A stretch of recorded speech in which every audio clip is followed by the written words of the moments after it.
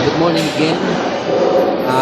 Nandito kami ngayon sa Four Season Bana Hills. And then may nakita akong favorite natin, no? Alright. So, legit na Vietnam white, no? Kasi nasa Vietnam na tayo.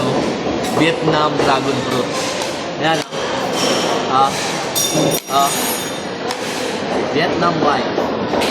So, try natin. Try natin.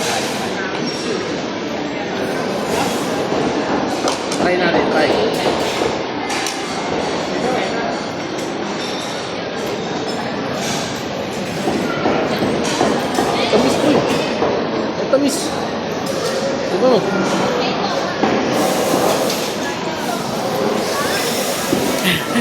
Tamis. So guys, kung mapapansin nyo, meron pa siyang red. Meron pa siyang red. Kasi tayo, pag binalatan natin, wala na yung red. Wala na yung red. Tignan mo. Tignan nyo. Ayan o. So, naalala ko, may mga nagko-comment dyan tungkol sa Vietnam white kung matamis ba yan o maasim, kasi nakalasa daw sila na maasim yung Vietnam white.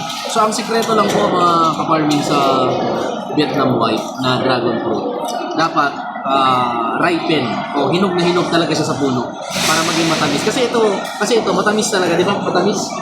Okay, di ba? Ayan, matamis. So, ayan, no? Goods. Comment down nyo kung anong variety ang tanim nyo ngayon ng dragon fruit, mga ka-farmers, para malaman naman natin. And kung tagasan kayo, para ma-shoutout natin sa susunod na video.